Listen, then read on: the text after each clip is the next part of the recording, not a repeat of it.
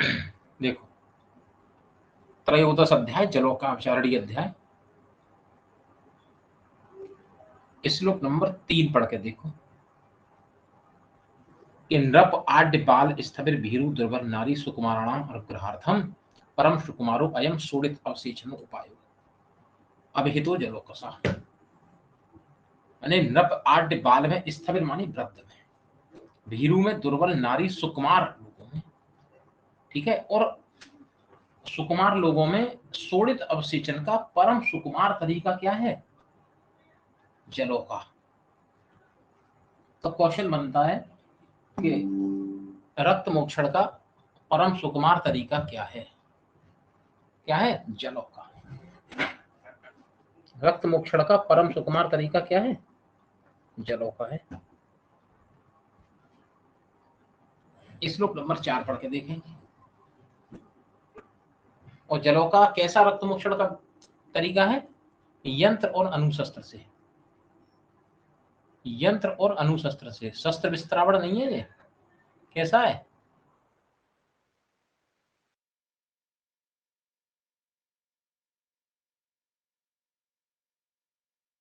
वो थे परम सुकुमार, मतलब कोमल लोगों में ना। 3 और अलाबू। कोमल ओमल नहीं पूछता, सीधा सुकुमार लोगों में पूछेगा।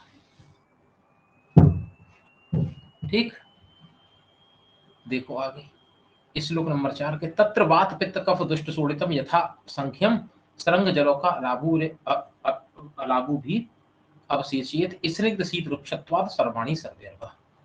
कि वात में सरंग, पित्त में जलों का। अगर रक्त जो है वात से दूषित हो जाता है तो सरंग लगाएंगे, पित्त से दूषित हो जाता है तो जलों का, और कफ से दूषित हो जाता है तो अलाबू का। स्निग्ध शीत वृक्षत्वाद तीनों का बता दिया कि ये स्निग्ध है, वो शीत है। सरंग स्निग्ध, जलों का शीत, और अलाबू वृक्ष होती है। सर्वाणी सर्वैर्वा, बाकी सर्व दोषों में सबका यूज कर सकते हैं। अब देखो विमर्श पढ़ के देखेंगे तो प्रक्षालन एक देशस्थम ग्रथितम जल जन्म भी हरेत सरंग आदि भी सुप्तम अस्रग व्यापी सिरावेदे। सुप्तम अस्रग व्यापी सिरावेदे, जब पूरी बॉडी में रक्त दूषित हो जाता है तो सिरावेद, संपूर्ण शरीर में स्थित अगर दोष से रक्त वो करना है, निकालना है, रक्त को अवशेषण करना है, तो क्या तरीका उपयोग में लाएंगे हम? सिरावेद लाएंगे। ये पीजी पूछा गया था क्वेश्चन 2020। ठीक, और प्रक्षाने पिंडित, पिंडित दोषों में प्रक्षाने जैसे बात रक्त में यूज करते हैं। और अवगाड़े जलों का, रक्त अवगाड़ है जलों का। त्वक स्थिति अलाबू घटी सरंग, ये क्वेश्चन पूछा गया था, ये भी इंपॉर्टेंट है। तो त्वक स्थित होने पर, एनआईए वाले क्वेश्चन पूछे थे, या दोष अगर त्वक में स्थित हो, दोष अगर त्वक में स्थित हैं तो क्या यूज करेंगे? अलाबू, घटी और सरंग तीनों। अलाबू, सरंग, अलाबू और घटी, और अवगाड़े जलों का, और शरीर में व्यापक सृजी, फिर कह रहे हैं सर्वाणी सर्वैर्वा। श्लोक नंबर 5 के ऊष्णम सा मधुरम स्निग्धम गवा सरंगम प्रकीर्तितम तस्मात् वातौ उपसृष्टे तु हितम तद अवसेचने। कि गौसरंग कैसा होता है? ऊष है, ठीक, ऊष वीर्य, मधुर और स्निग्ध, गुड़ मधुर रस होता है और स्निग्ध होता है, और वात से दूषित रक्त का अवशेषण करने के लिए प्रयुक्त करते हैं। जलोका के बारे में क्या करें? शीत अधिभाषा, जिसका अधिभास माने जिसका आवास कैसा है? शीत है। मधुरा जलोका बाहरी संभवा, जल में निवास करती है, जल में उत्पन्न होती बाहरी संभव। तस्मात् पित्त उपसृष्टे तु हितासा तो अवशेषण, दूषित रक्त का अवशेषण करने में किसका यूज करेंगे? ऐसे में जलोका का। अलाबु कटकम वृक्षम तीक्ष्णम प्रकीर्तितम, और तस्मात् श्रेष्ठ उपसृष्टे तु हितम तद अवशेषण। तो श्लोक नंबर 5 में फर्स्ट हाफ को अंडरलाइन कर लो, सेकंड में पित्त को अंडरलाइन कर लो, और थर्ड में श्लोक नंबर 7 में कटु रुक्ष और तीक्ष्ण को और श्रेष्ठ उपसृष्टि को।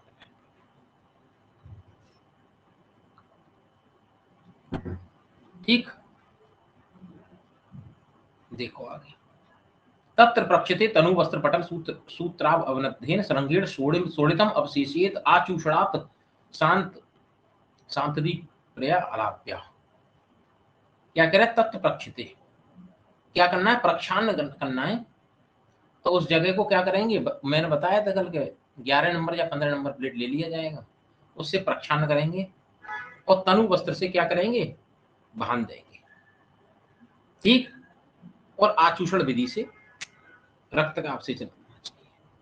तुम भी में क्या बता रहे थे कि शांत शांत दीप रया अलाप्या, अलाप्या माने तुम भी जो बताया था कि जो एक कांच का गिलास ले लिया जाता है और उसमें एक सिक्का रख लीजिए, सिक्के के ऊपर कपूर रख दो या दीपक वगैरह रख दो, उसके ऊपर जब वैक्यूम क्रिएट हो जाए, उसके ऊपर क्या वैक्यूम क्या क्रिएट हो जाए, अगर कपूर जलने लगे उसके ऊपर से रख दो, ठीक। कह रहा तुम्बी में दीपक रखकर या स्प्रिट या रुई भीतर रख करके जला करके उस तुम्बी को दूसरे स्थान पर औंधी रख देने से रक्ताभिषेचन हो जाता है। क्योंकि तुम्बी का मुख कितने होते हैं, तुम्बी के एक मुख वाला होता है अलाबू, लंबाई 12 अंगुल, मोटाई 18 अंगुल और मुख की गोलाई 3 या 4 अंगुल होती है, ठीक। विमर्श पढ़ के देखो। सरंग के एक्चुअली बता रहे हैं दोनों तरफ छिद्र होते हैं, सरंग का बताया था दोनों तरफ छिद्र होते हैं। अग्रभाग जो होता है वो सिद्धार्थक के समान होता है कि अग्रे सिद्धार्थकम छिद्रम सुनत चुचुक आकृति। और कितने अंगुल तक रक्त मोक्षण करती है सरंग, 18 अंगुल तक रक्त मोक्षण करती है।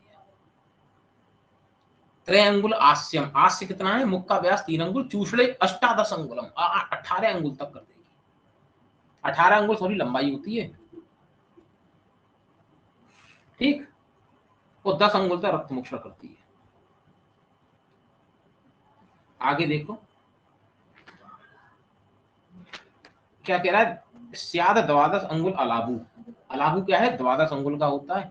और तो 18 अंगुला, मोटाई कितनी होती है 18 अंगुल। और चतुरस्य अंगुल वृत्तास्या, और मुख का व्यास होता है चतुरस्त्रय 3 या 4 अंगुल।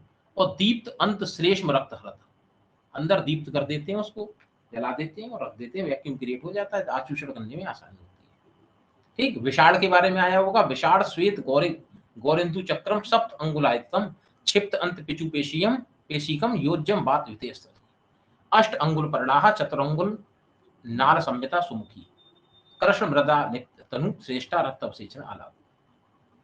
श्लोक नंबर 9 कि जल मासा आयु रीति जलायु का, जल मासा ओकम इति जलोपसा, कि जल ही है आयु माने जीवन जिनका, जब तक जल में रहेंगी ठीक रहेंगी, जल से बाहर निकालो मर जाएंगी। और जल मासा ओक, जल जिनका, ओक माने निवास स्थान है, उन्हें जलोका कहते हैं।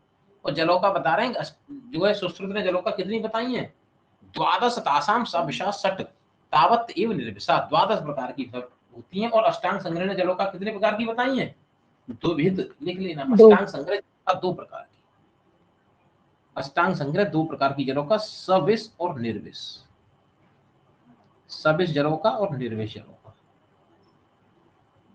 ठीक।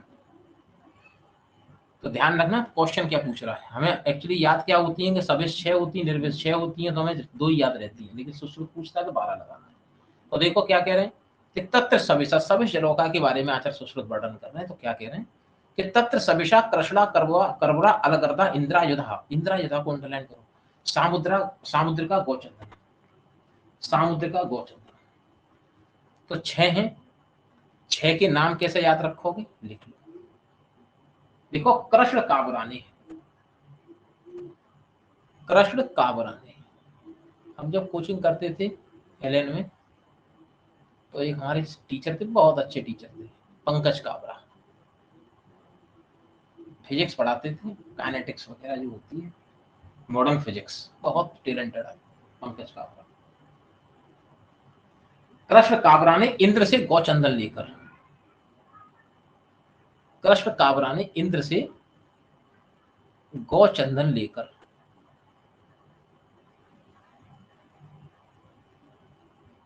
समुद्र में गर्दा मचाया,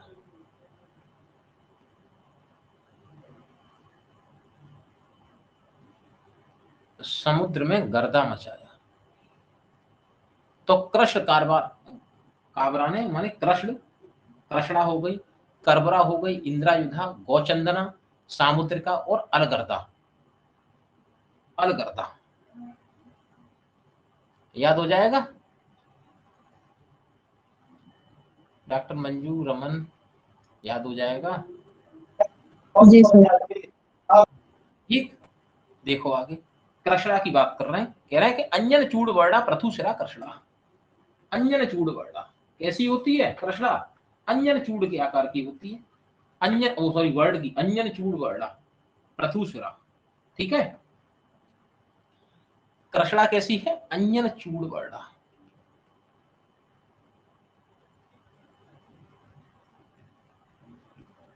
प्रथुशिरा।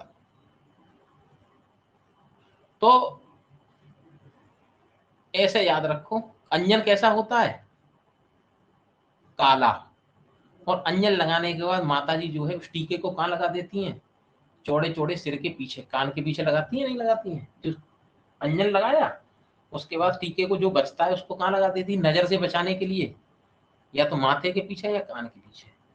तो प्रथु सिरा, सिर कैसा होता है? चपटा।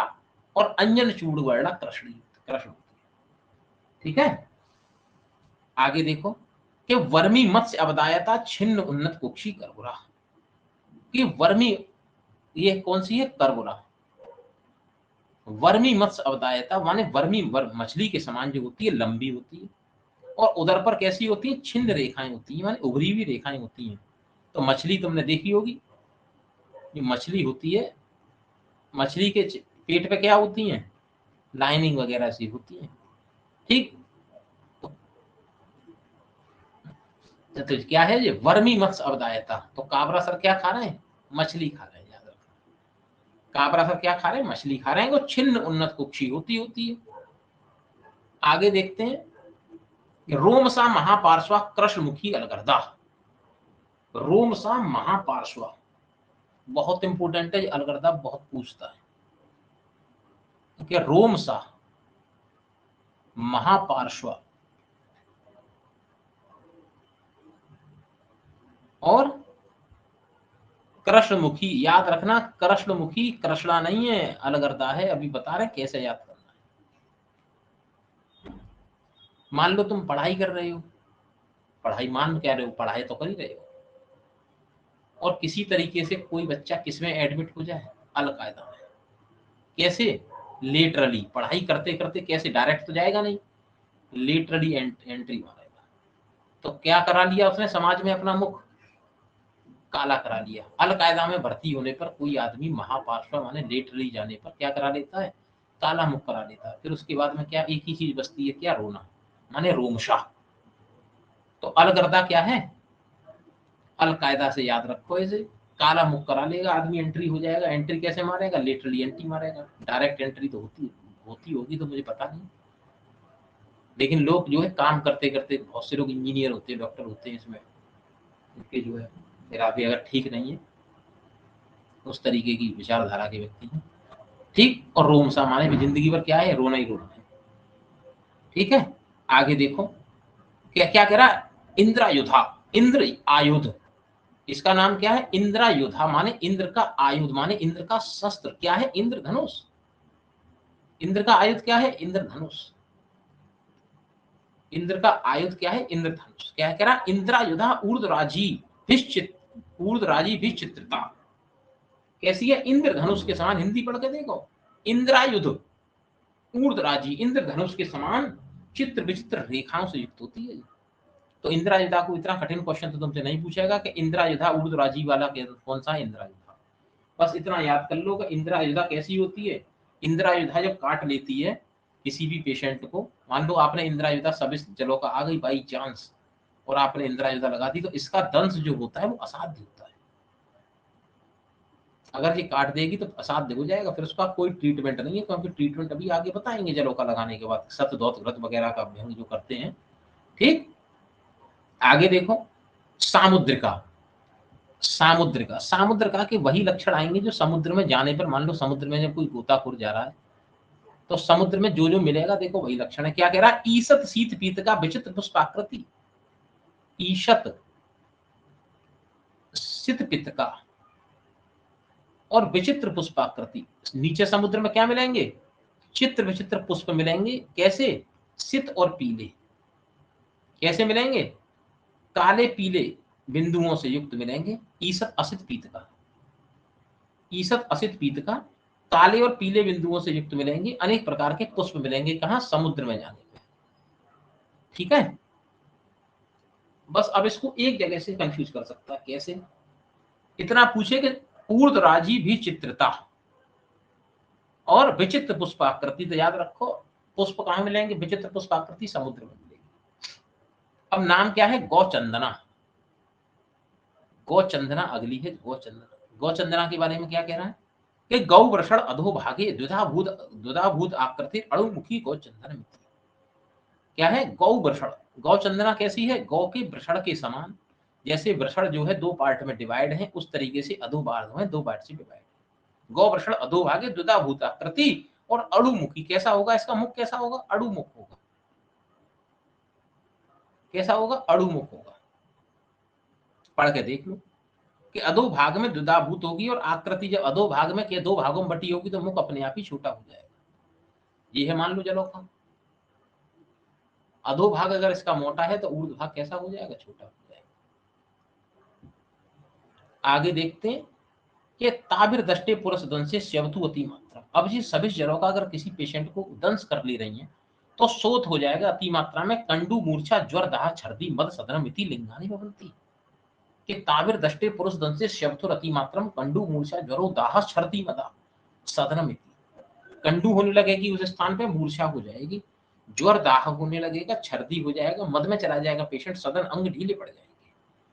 और क्या कराएंगे ऐसे कंडीशन में? तत्र महागत। महागत का क्या कराएंगे?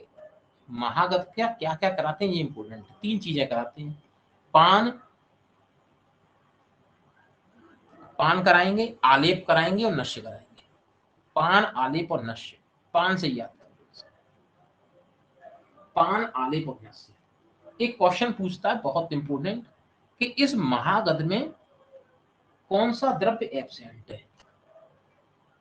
तो तुमने पढ़ा होगा शिरीष विषग्ना नाम, पढ़ा है ना? शिरीष विषग्ना नाम, यही नहीं है इसमें। महागत में क्या नहीं है? शिरीष ही नहीं है। लिख लो, शिरीष विषग्ना, शिरीष नहीं है इसमें।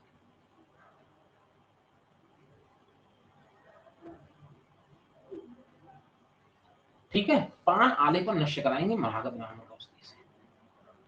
अब ये क्लियर हो गई तुम्हारी। अब बात करते हैं निर्विष औषधि, निर्विष जलोकाओं की बात कर रहे हैं। निर्विष जलोका भी 6 ही है। कौन कौन सी है निर्विष जलोका? क्या कह रहा है? कपिला, पिंगला, शंखुमुखी। कपिला, पिंगला, शंखुमुखी, मूषिका, पुंडरी मुखी और सावरिका। कपिला, पिंगला, शंखुमुखी, मूषिका, पुंडरी मुखी और सावरिका। तो यह है सांवरे पागल कपिल ने। सांवरे पागल कपिल ने।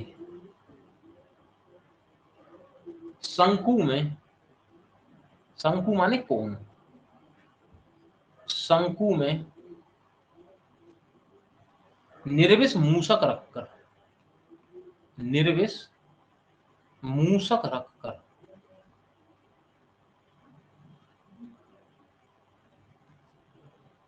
पुंडरीक को दिया।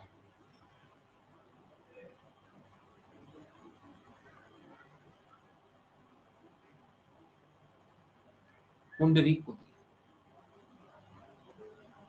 तो ये हो गया सांवरिका, पिंगिला, कपिला, शंकुमुखी, निर्विष है सब की सब, मूषिका और पुंडरी।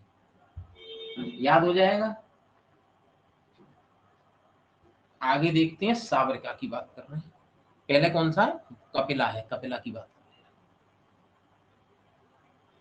कपिला क्या कह रहे हैं कि तत्र मनः शिला रंजिता, रंजिताभ्याम एवं पार्श्वाभ्याम पृष्ठे स्निग्ध मुदक वरड़ा कपिला। कैसा है? मनः शिला के समान रंजित, मनः शिला के समान रंजित, और पार्श्वाभ्याम पृष्ठ, पार्श्वों वाली। मनः शिला से रंजित जो है, लेटरल उसके जो है, जो लेटरल बनी हुई है वो कैसी है? मनः शिला के समान पीले कलर की है, इसके लेटरल है। और पृष्ठे स्निग्ध, पीठ पर कैसी है? जी पीठ जो है इसकी कैसी है? स्निग्ध है। और मुदक वर्णा, वर्ण कैसा है? मुदक। कैसा है? मुदक वर्ण। ठीक, तो कुछ नहीं याद करना है। तो याद तुमने पढ़ा होगा, सांख्य दर्शन पढ़ा है? सांख्य दर्शन किस आचार्य ने दिया है? कपिल मुनि ने। कपिल मुनि। कपिल मुनि ने दिया सांख्य दर्शन। तो जी कपिल मुनि से याद करेंगे कि कपिल कौन थे? मुनि थे। कपिल मुनि किस पे बैठे हैं? शिला पर बैठे हैं। और मुनि लोग कैसे वस्त्र पहनते हैं? पीले वस्त्र पहनते हैं। मुनि लोग कैसे वस्त्र पहनते हैं? पीले वस्त्र पहनते हैं। और पीले वस्त्र पहनेंगे तो कहाँ जाएंगे? वो पीला वस्त्र पहनेंगे तो पीठ पर तो जाएगा नहीं, कहाँ जाएगा? लेटरली ऐसे गले में पहन लिया। और पीठ कैसी है इसने, वो छोड़ दो, इतना तगड़ा नहीं पूछता। और दूसरा, मुनि लोग क्या खाते हैं? मूंग की दाल खाते हैं। क्यों? जो समी धान्य है उसमें हितकर कौन है? मोदक। और मोदक। अहितकर कौन है? मांस। तो मुनि क्या मांस। खाएंगे? मुनि मोदक खाएंगे। तो कपिल मुनि शिला पर बैठे हैं, कैसे वस्त्र पहन के? पीले वस्त्र। रटने की कोई आवश्यकता ही नहीं। ठीक है, वो लेटरली चले जाएंगे, पीठ से रिक्त रहेगी। तो मोदक वर्ड की, मोदक की दाल खा रहे हैं। कपिला की बात हो गई। आगे क्या कह रहे हैं? पिंगला। पिंगला, पिंगला में क्या कह रहे हैं कि यकृत, सॉरी, किंचित रक्ता व्रत काया। कैसा है? किंचित रक्ता, किंचित रक्ता व्रत काया। और पिंगा आंसू का अच्छा, पिंगा आंसू का अच्छा। किंचित रक्ता कैसा? किंचित रक्त वर्ड के होंगे। बॉडी कैसी होगी? गोल, व्रत काया। और पिंगा, पिंग वर्ड की होंगी और शीघ्र चलने वाली होगी। कौन? पिंगला। बिल्कुल लड़ने की आवश्यकता नहीं। पिंगला जैसे ही आ जाए, याद करो पागलों को। पागल कैसे होते हैं? कहीं यहां गिर रहे हैं, कहीं वहां गिर रहे हैं, तो रक्त लग जाता है। जब व्यक्ति डिप्रेशन में जाता है या कोई कंडीशन होती है तो वो क्या है? खूब खाता है, व्रत काया, मोटा हो जाता है। और पागल आदमी वो बहुत तेज भागता है, आंसू का। कैसा भागता है? आंसू का, बहुत तेज। कभी यहाँ कभी वहां, भागता ही रहता पागल आदमी। याद हो जाएगा डॉक्टर मंजू, रमन, के यादव। पिंग वर्ड कैसा होता है? हैं? क्या कह रहे हो? पिंग वर्ड लिखा है ना सर, पिंग वर्ड कौन सा होता है? पिंग वर्ड पीत वर्ड में ही आता है एक तरीके से। ठीक है, लेकिन प्रॉपर पीत नहीं होता है। ठीक है, आगे देखो। प्रॉपर तुम्हें पिंग वर्ड बताते हैं।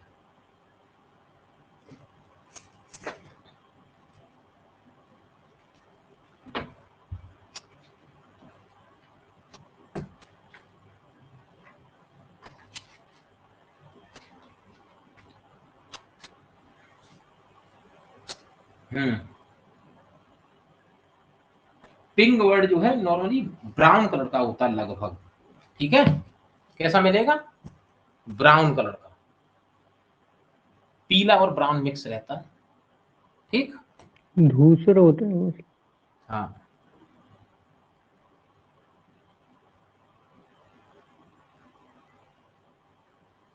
ठीक, पिंक वर्ड। अगला देखो, शंकुमुखी। क्या? शंकुमुखी, शंकुमुखी का एक चीज याद रखो, कोन याद रखो, कोन। ठीक है, अब बॉडी में एक ऑर्गन होता है जो कोन की आकृति का होता है। कौन? क्या है ये? हैं? यकृत। यकृत। लिवर कैसा होता है? कोन शेप होता है। तो देखो क्या कह रहा है कि यकृत वर्णा शीघ्र पायनी। यकृत वर्णा, अभी हमने पढ़ा था आंसू का। गा माने गमन करने वाला। कौन तेज चलेगा? पागल। पिंगला। हाँ, पिंगला। लेकिन शीघ्र पायनी, कोन कैसा होता है? जैसे मान लो ये कोन है, कोन से तुमने देखा होगा जब जो बरसूली वाले जो होते हैं तेल देते हैं तो किससे देते हैं? कोन वगैरह से देते हैं। शीघ्र पायनी माने तेजी से और बिना फैले निकलता है। ठीक, और दीर्घ तीक्ष्ण मुखी। अब इसके कैसे मुख कैसे होंगे? कोन अगर ऐसा होगा तो तीक्ष्ण मुख वाला होगा। हो गया क्या? शंकुमुखी। अगला क्या है? मूषिका।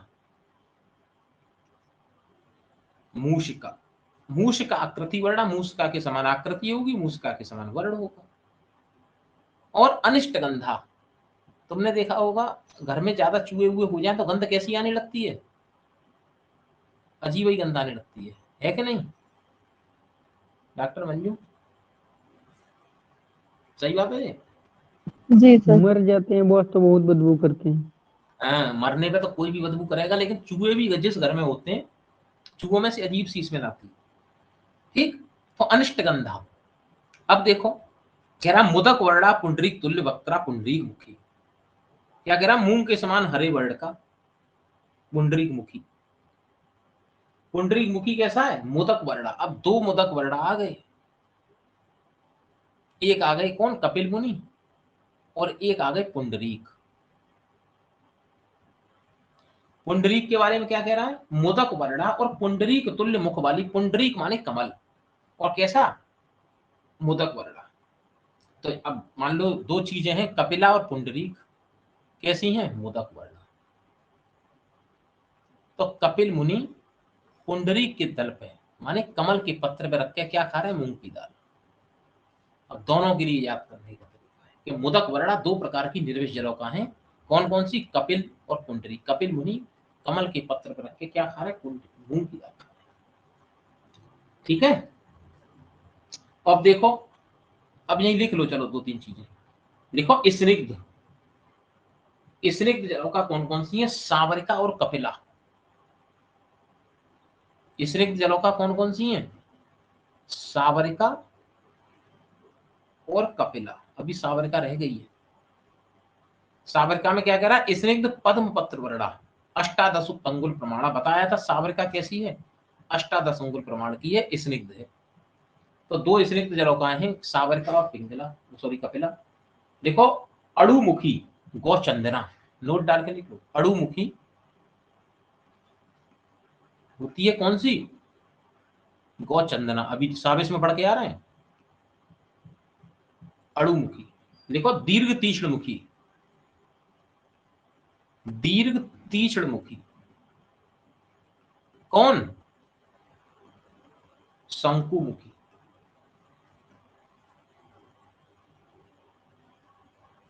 देखो अंजन चूड़ वर्णा कौन, कृष्णा।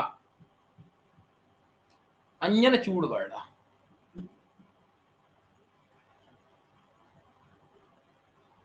अंजन चूड़ वर्णा जलों का कौन सी है, कृष्णा। काला काला अंजन पृथु सिर के पीछे लगाते हैं। और लिखो कृष्ण मुखी, काला मुख कौन करा रहा है, अलकायदा वाले, अलगर्दा। ठीक, आगे बढ़े, लिख लिया।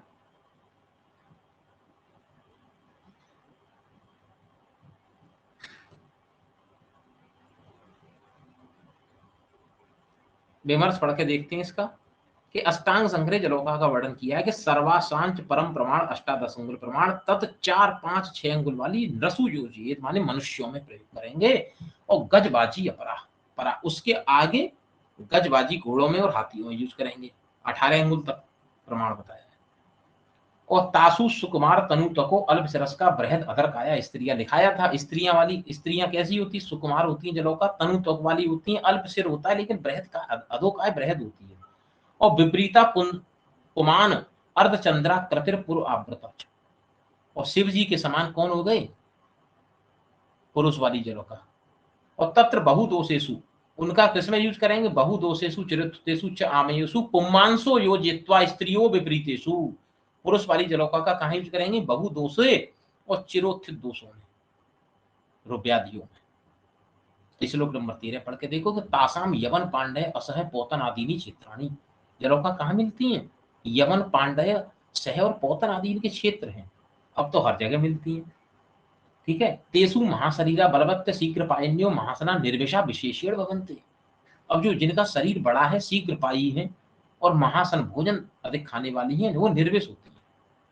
ऐसा देखेंगे तब ही उपयोग में लाएंगे कि तत्र साविस, जो साविस वाली जलोकाएं कहाँ मिलेंगी, गंदे स्थानों पे मिलेंगी। यहाँ से विष माने उस चीज को, गंदगी को इकट्ठा करेंगी, विष आ जाएगा। तो देखो साविस मत्स्य कीट दर्दुर मूत्र पुरीस कोत जाता कलशेषु कलशेषु अम्बसु चब सविसा।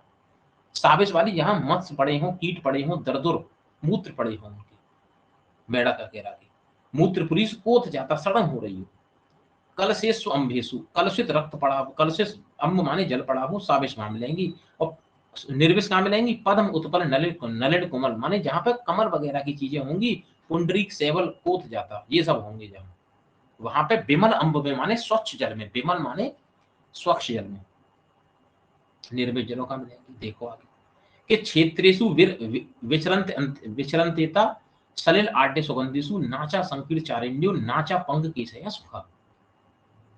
ठीक है, कि क्षेत्रेषु विचरत अंतेता, ये विष रहित जलों का कहाँ मिलती हैं? सलिल आड्य सुगंधिषु, सुगंधित पानी और जलाशय में रहती हैं, वो भी कैसे? गहरे में। और नाचा संकीर्ण चारिण्यो, संकीर्ण स्थानों पर नहीं, अब मतलब चारिण्य घूमती हैं।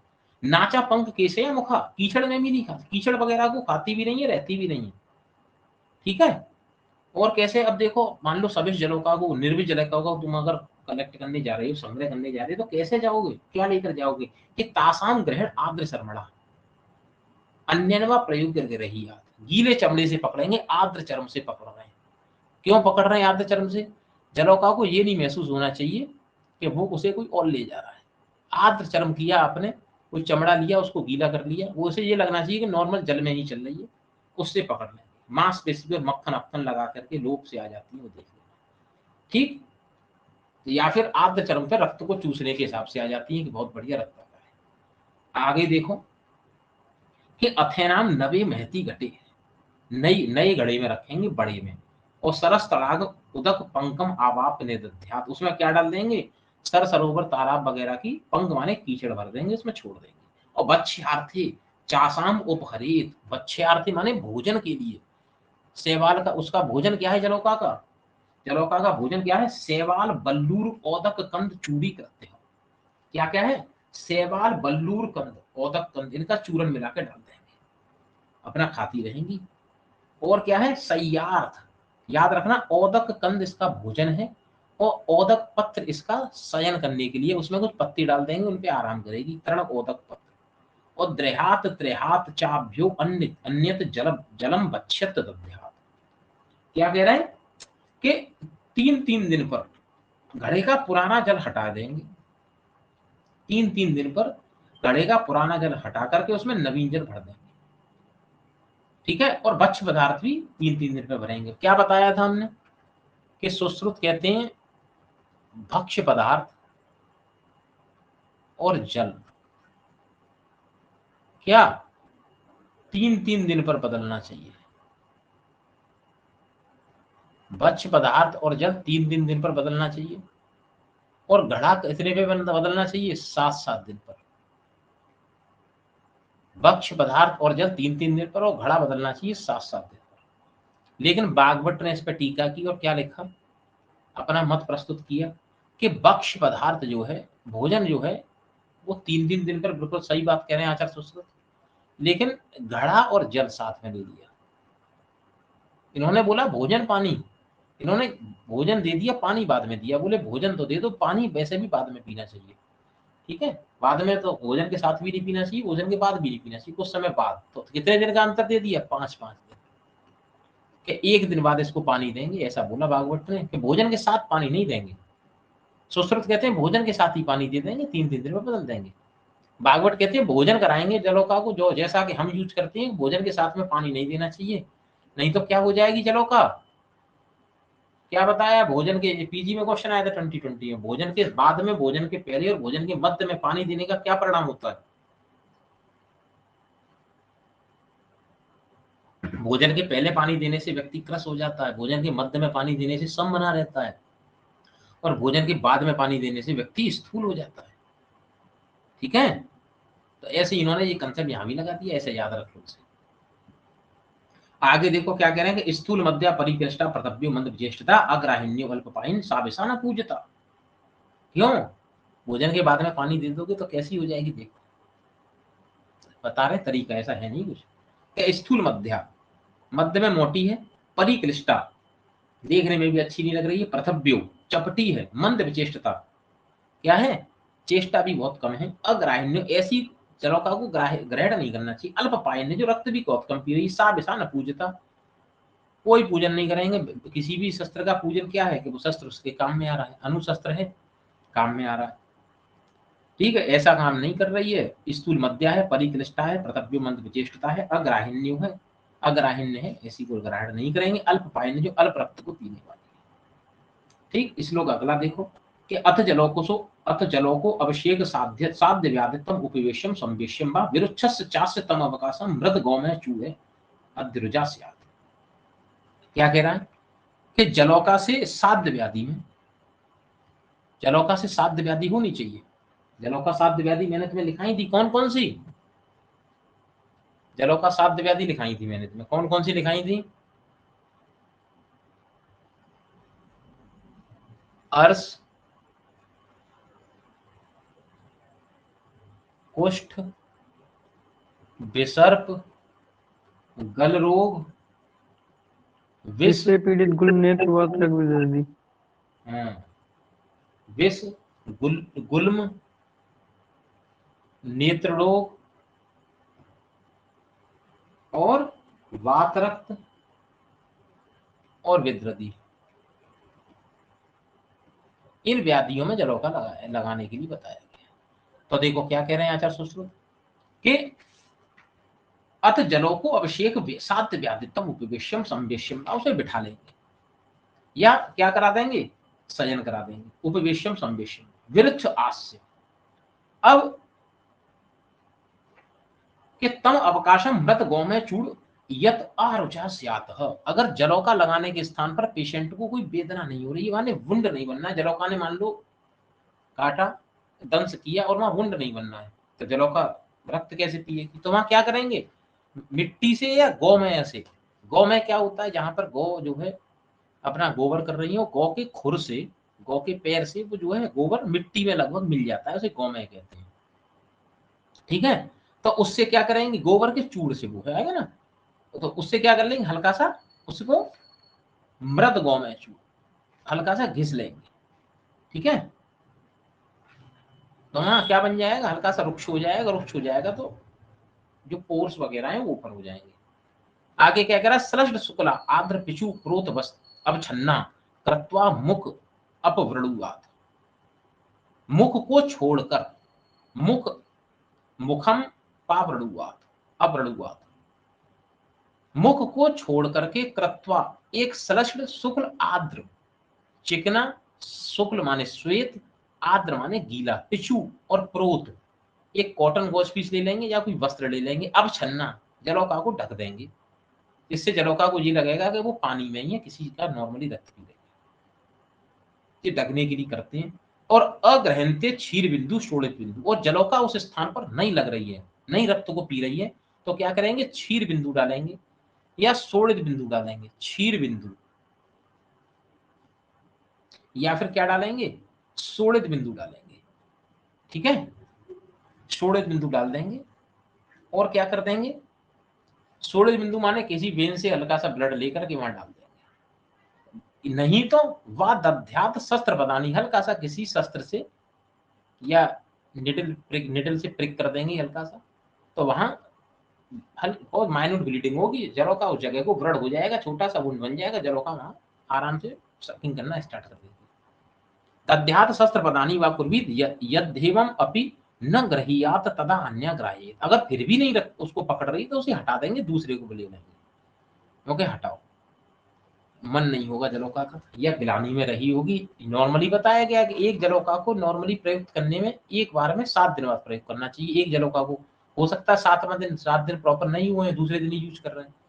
ठीक है, फिर क्या कह रहे हैं श्लोक नंबर 20 में, यदान निवश्यते अश्वत खुरवदान करत उन्नम्यम च स्कंदम तदा जानीयात ग्रहातीति ग्रहांती च आद्र वस्त्र अवछन्ना धारियत शेषियत च, कि यदाव निवश्यते, जब जौ उस स्थान पर नॉर्मली अपने आप को एडजस्ट कर लेती, पकड़ लेती है, तो कैसी उठ जाती है, अश्वत खुरानन, जैसे घोड़े का पैर होता है, खोर होता है, हल्का सा उठ जाता है, मुख को उठा लेती है ऐसे। निवशेते अश्वत खुरवत आनन, आनन माने मुख को, अश्वत खुर, आनन माने मुख को, कैसे उठा लेती है, अश्वत खुर के समान।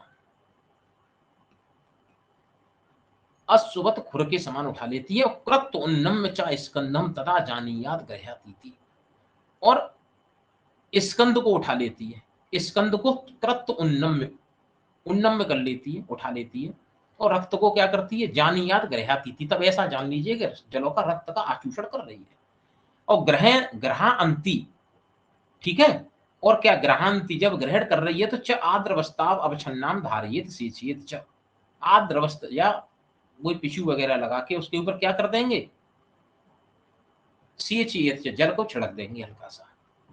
अब जब दंश जो है करने लगती है जलों का, तो कैसा महसूस होता है पेशेंट को, पेशेंट बताएगा तोद कंडू प्रादुर्भाव बीजानीयात शुद्धम शुद्धम ए आदत इति, ठीक है। दंश में उन्होंने जो है जलोका ने क्या किया, नॉर्मली जलोका क्या करती है, जैसे अभी एक श्लोक आएगा कि जो है जलोका ऐसे रक्त पीती है जैसे बगुला जो है रक्त पीता है। बगुला जैसे दूध में से दूध और पानी मिला दो, दूध पानी पी जाता है, दूध छोड़ देता है। तो जलोका ऐसे ही अशुद्ध रक्त को पीती है, शुद्ध को छोड़ देती है। तो क्या कह रहा है, दंत से तोद कंडू, दंत स्थान पर तोद कंडू का अगर प्रादुर्भाव होने लगे तो बिजानी याद जान लो कि शुद्धम ए आदत तिथि, कि जलोका क्या पी रही है, शुद्ध रक्त पी रही है। अशुद्ध रक्त पिएगी तो कोई दिक्कत नहीं होगी पेशेंट को, शुद्ध रक्त पिएगी तो पेशेंट क्या बोलेगा, तो हो रही डॉक्टर साहब, ऐसा लग रहा है सुई जैसी चुभ रही है, कंडू इचिंग होने लगेगी उसे। और अत शोड़ित गंधेन ना मुखेन मुखमस्या सेंधव चूड़न पी रही है। और क्या कह रहा, अथ शोड़ित गंधेन ना मुंचेद मुखम आस्या, अगर जलोका जो है शोड़ित की गंध से जो है मद में आ जाए और उसके बाद में उस जगह को न छोड़े, तो क्या करना चाहिए, सेंधव चूड़ेन अब सेंधव चूड़ेन आविक्रेत, सेंधव के चूड़ को ऊपर से क्या कर देंगे, छिड़क देंगे, जलोका वहां से हट जाएगी। विमर्श पढ़ के देखो क्या आ रहा है कि संप्रक्ताद दुष्ट शुद्र अस्त्र जलोका, दुष्ट शुक्र अस्त्र जलोका दुष्ट शोड़ितम आदत्ते प्रथमम हंसम क्षीरम क्षीरो दका दिवा, कि आदत्ते जलोका क्या पीती है, पहले दुष्ट रक्त को पीती है, बाद में शुद्ध रक्त को पीना स्टार्ट करती है। जैसे प्रथमम हंसम आदत्ते प्रथमम हंस क्षीरम क्षीरो दका दिवा, जैसे हंस जो है क्षीरोदक माने क्षीर में जल मिला देने पर किसको पीता है, केवल जल को पीता है। ठीक, आगे बढ़ के देखते हैं कि अथ पतिताम तंडुल कंडन प्रदिक्त दात्री तेल लवण अव्यक्तम मुखी वाम हस्त अंगुष्ठ अंगुलिभ्याम ग्रहित पुक्षा दक्षिण हस्त अंगुष्ठ अंगुलिभ्याम सनेर सनेर अनुलोमन अनुमार्जित मुखात। क्या कह रहा, अथ पतिताम तंडुल कंडन प्रदिक्त धात्री, जब जो है जोंक जो है पतित माने गिर जाए, क्या अशुद्ध शुद्ध रक्त को अशुद्ध को पी लिया, उसके बाद में छोड़ दे, स्वतः ही गिर जाती है कुछ जोंक जलों का, तो तंडुल कंडन प्रदिक्त धात्री, तो क्या कराएंगे, उसके शरीर पर तंडुल कंडन माने चावल के टुकड़ों की, और क्या करेंगे, उनको छिड़केंगे, और मुख पर सेंदव तेल लवण अभ्यक्त मुखी वो लगा के, और वाम हस्त अंगुष्ठ अंगुलिभ्याम से पकड़ लेंगे उसे, पूंछ पकड़ लेंगे, और दक्षिण हस्त अंगुष्ठ अंगुलिभ्याम से सनेर सनेर माने धीरे धीरे अनुलोमन करेंगे, अनुलोम रूप में अनुमर्जियात मुखात, पूंछ से मुख से पूंछ की तरफ अनुलोम रूप में उसका बमन कराते हैं। ठीक है, क्या कराते हैं, जलोका को बमन कराते हैं, कैसे, अनुलोम रूप में कराते हैं। बाम हस्त से पकड़ेंगे जलोका को, उसकी पूंछ को, और दाहिने हस्त से जो है मुख से पूंछ की ओर बमन कराएंगे, वो भी अनुलोम रूप में। अनुलोम तो समझ में आता है कि मुख से पूंछ की ओर अनुलोम होगा, लेकिन बमन नहीं समझ आता। ठीक, वामयित तावत तावत यावत सम्यक बांध लिंगानी थी, और जब सम्यक वमन के लक्षण प्रकट होने तक उसको वमन कराते हैं। अशुद्ध रक्त निकल जाता है जलोका का, क्योंकि सम्यक बांधता सलिल सरक अन्यस्ता भोक्तु कामी सची सरित। अब जब अशुद्ध रक्त उसने जो है क्या कर दिया, वमन कर दिया, तो सम्यक बांधता सम्यक वमन हो गया, सलिल सरक निस्ता। अब जलोका क्या होती है, कुछ खाने की इच्छा से भोक्तु कामा सती चरित, इधर उधर भागती है, क्योंकि अब जाहिर सी बात है वमन करने के बाद लघुता आ जाएगी, विमल इंद्रिय हो जाएगा नॉर्मली, तो जब वो क्या है भोजन लगेगा भूख के लिए भागेगी उधर। लेकिन ना सीदती ना चेष्टते सा दुर्वांता, अगर वो सीदन माने अवसाद में जा रही है और ना चेष्टा, कोई चेष्टा नहीं कर रही है, पात्र में जाके नीचे बैठ जा रही है, तो उसे क्या समझेंगे, दुर्वांता, गलत वमन हो गया है। और फिर से निकालेंगे तापोहम सम्यक मामियत, फिर से सम्यक वमन करेंगे। और दुर्वांत्या व्याधिर असाध्य है इंद्रमधु नामा भवती, कह रहा है दुर्वांता जलोका को इंद्रमद नामक की असाध्य व्याधि हो जाती है। अभी हमने पढ़ा इंद्र युधा, इंद्रायुधा। इंद्रायुधा कैसी थी? साविश जलों का थी। जाहिर सी बात है, इंद्र का धनुष जो है कैसा होगा? साविशी तो होगा। अलकायदा कैसा होगा? साविशी तो होगा। ठीक है, अलकायदा कैसा है? साविश है। तो इंद्रायुधा कैसी है? साविश जलों का है।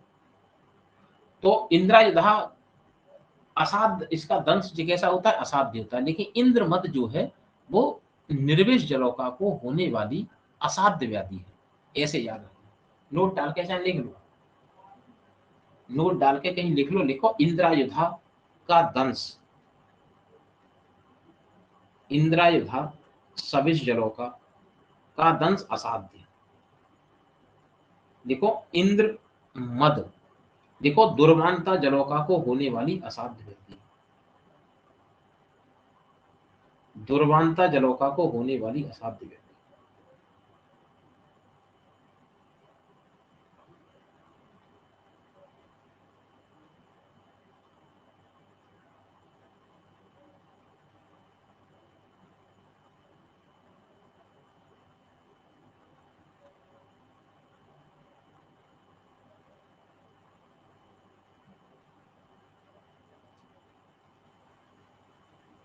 ठीक है,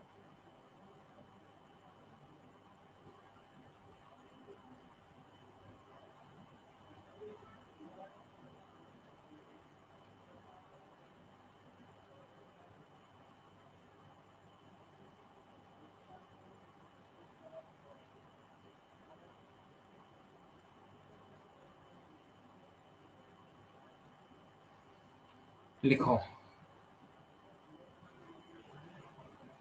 देखो क्या, देखो विमर्श पढ़ के देखो। इंद्र मद रोग को बाघभट्ट ने रक्तमत्ता कह दिया, रक्त की वजह से मद में आ गई।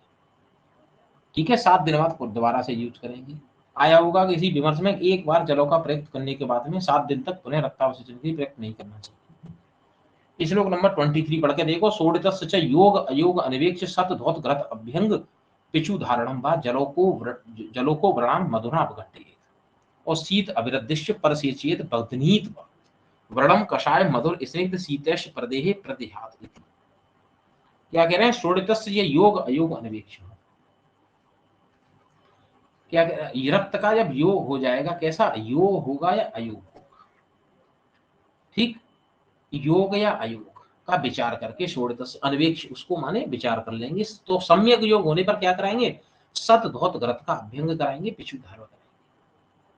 ठीक, पिछू धारण कराएंगे और जलौका के व्रण का मधुनाम अवघट्टित उपचार करेंगे, या जलौका के व्रण पर मधु से अवघट्टन करेंगे, घर्षण, या शीतल जल से परसेचन करेंगे। वा व्रणम कसाय मधुर से स्निग्ध प्रदेह, या फिर क्या करेंगे? कसाय मधुर स्निग्ध शीत पदार्थों का लेप कर देंगे और उस पर टाइट बैंडेजिंग करेंगे। श्लोक नंबर 24 पढ़ के देखो कि क्षेत्राणी ग्रहणम जाति पोषणम सौपचारम, 5 चीजें आई होंगी। रेफरेंस पूछता है इसका कि क्षेत्राणी ग्रहणम जाति पोषणम सौपचारम। क्षेत्र, जलोका का जो व्यक्ति क्षेत्र को जानता हो, ग्रहण करने की विधि को जानता हो कि आद्य शर्मला से ग्रहण करेंगे, जाति को जानता हो, सविस निर्विस को जानता हो, पोषण को जानता हो कैसे उसको न्यूट्रिशन देंगे, सेवर वल्लूर औदक कंद देंगे, अवचारणा को जानता हो, जलोका का अवचारण कैसे कराएंगे। ठीक है, अगर व्रण नहीं बनना है तो क्या करेंगे, जलोका लगेगी तो कैसी हो जाएगी, स्कंद को उठा लेगी, अश्वत पुराणन हो जाएगी, जलोका को कब छुड़ाना है, कब क्या डालना है, सेंदर चूट डालना है। और जलोकसांच ये व्यक्ति तत्साध्यान सा जेत के, वो जलोका के साथ रोगों को आराम से ठीक कर सकता है। इसके विमर्श को पढ़ के देखो, आया होगा नीचे से तीसरी चौथी लाइन। ठीक है, जलोका साध रोग बाघभट्ट, जलोका साध रोग बाघभट्ट के आए होंगे। क्या आए हैं पढ़ के देख लो, वही है जो मैं दिखाया कि गुल्म अर्श विद्रधि कुष्ठ वात रक्त गल आमयान नेत्र रोग विसर्ग विष विसर्ग समयंती जलोका। ठीक, ये चैप्टर कंप्लीट हो गया तुम्हारा। अब पढ़ाएंगे क्या अगले चैप्टर में? षोडश वर्णनीय अध्याय। ठीक है, चलो।